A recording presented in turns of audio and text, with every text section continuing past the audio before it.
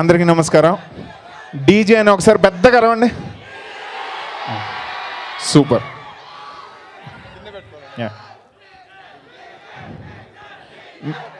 మీకు అందరికీ ఇంకొక విషయం చెప్పాలి.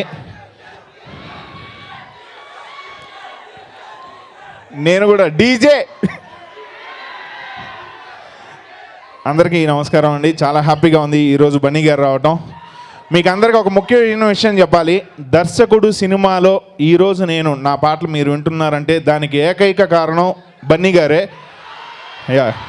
ఎందుకంటే నన్ను సుకుమార్ గారికి పరిచయం చేసింది బన్నీ గారు.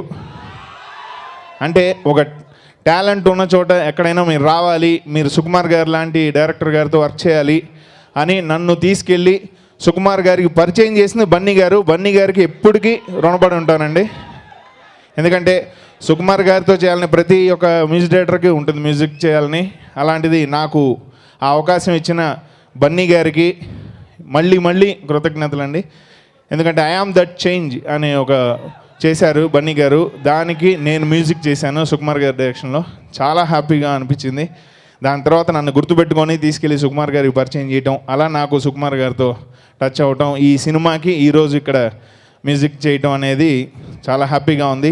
అండ్ థ్యాంక్ యూ సుకుమార్ గారు. And thank you my director Hariprasad గారు.